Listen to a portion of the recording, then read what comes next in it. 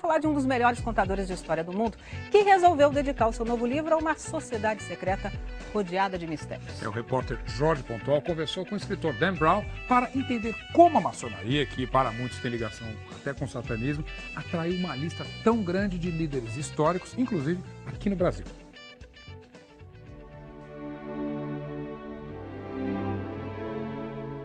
O mistério da maçonaria é o principal ingrediente do novo sucesso do escritor Dan Brown, O Símbolo Perdido.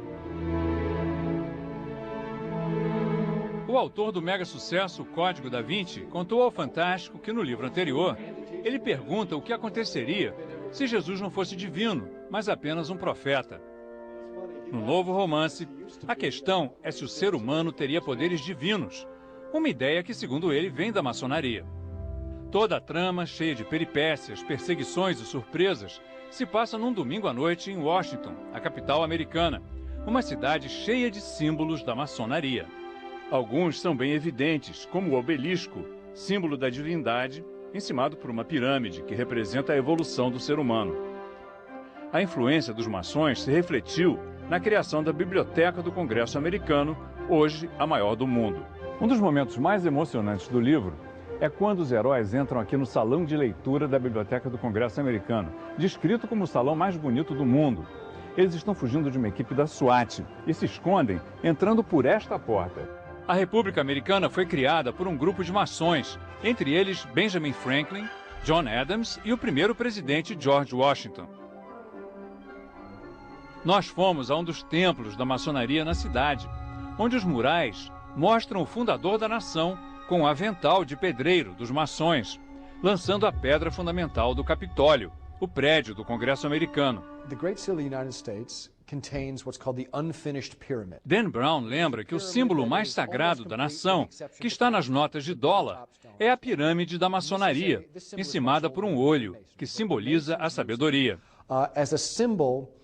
Segundo o escritor, a pirâmide, incompleta, sem o vértice, é um símbolo de que o ser humano e o país nunca estão prontos, sempre podem se aperfeiçoar. Dan Brown destaca que, ao contrário do que muitos acreditam, os Estados Unidos não foram fundados como uma nação cristã. Os fundadores eram maçons que seguiam o deísmo, uma religião universal, que usa os símbolos de todas as crenças e acredita que todos os homens nascem iguais, com o direito à liberdade de culto. Sobre o altar do templo maçom estão os livros das principais religiões. Não só a Bíblia cristã, como a Torá dos judeus, o Corão dos muçulmanos e as escrituras de outras tradições.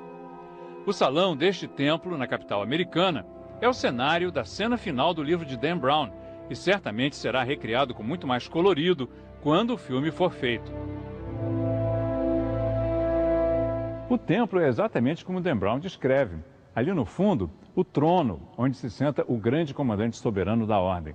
Aqui, o altar, em torno do qual se realizam os rituais secretos. Mas os maçons negam que o iniciado tenha que tomar sangue de uma caveira, como Dan Brown conta no livro. Segundo eles, isso é só imaginação do autor.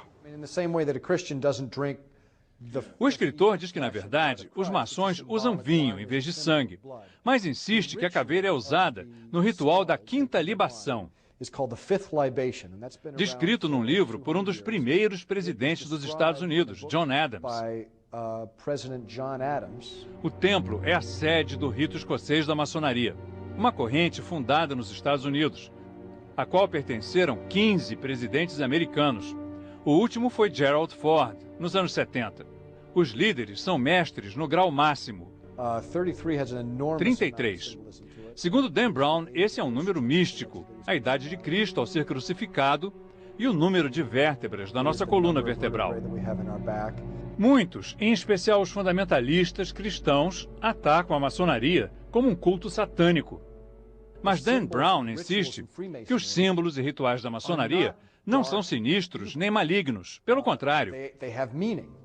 Significam tolerância religiosa e espiritualidade universal. Para Dan Brown, o importante é que as pessoas procurem entender os símbolos e as crenças dos outros e tenham menos preconceitos. Start to eradicate some of that prejudice.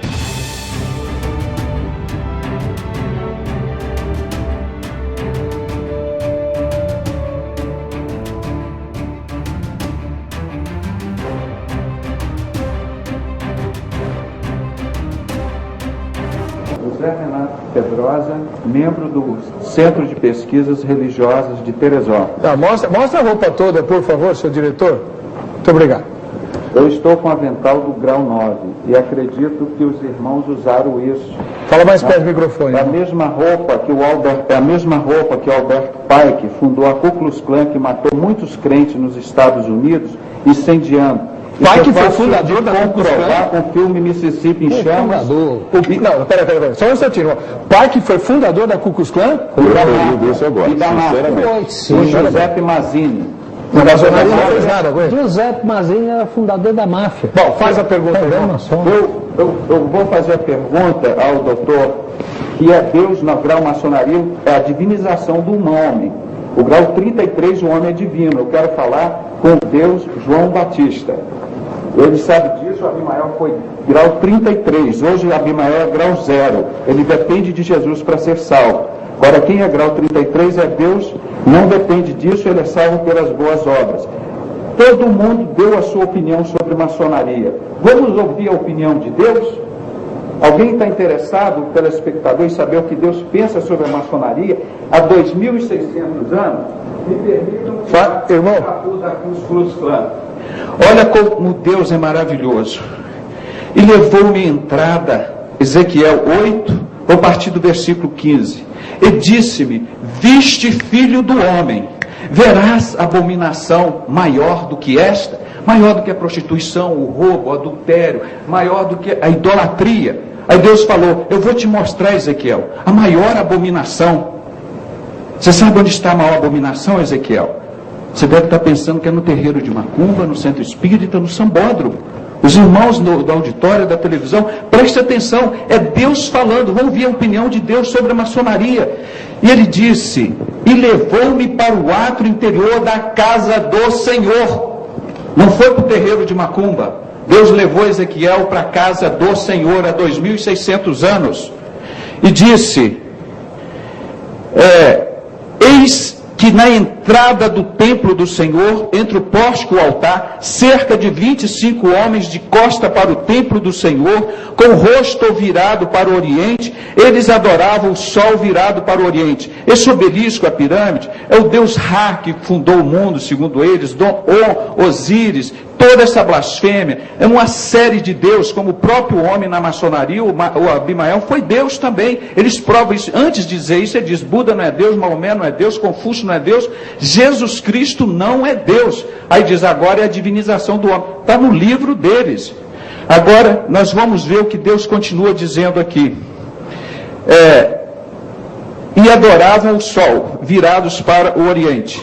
Então me disse: viste, filho do homem, a coisa mais leviana? O auditório, eu não sei se sabe que a coisa leviana é coisa porca, suja, imunda, imoral.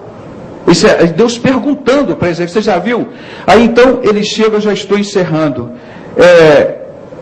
Então, viste coisa mais leviana? Na casa de Judá. Ele é específico, na casa de Cristo, na linhagem de Cristo. Mas qual a vinculação disso com a maçonaria? Eu vou chegar agora. Aí, e ele está dizendo aqui: e essas abominações que fazem aqui, é dentro da casa do Senhor, não é lá na loja maçônica, não, fazem aqui na casa do Senhor. Então, havendo enchido a terra de violência, tornam a me irritar. O maçom irrita a Deus, me irrita também. Mas eu amo maçom. Onde é que não vê maçonaria nesse texto? Estou chegando, pastor, só um minutinho, que isso é a opinião de Deus. Então eles disseram aqui: Albert Pike preparou a primeira, segunda e terceira guerra mundial, fundou a Ku Klux Klan, fundou a máfia. São os homens mais violentos do mundo. O Hitler, ninguém fala que ele era maçom. Ele juntou com a igreja católica, matou 52 milhões de pessoas, inclusive 6.600.000 de judeus. Pelo que também, aí ele diz aqui: tornam a me irritar.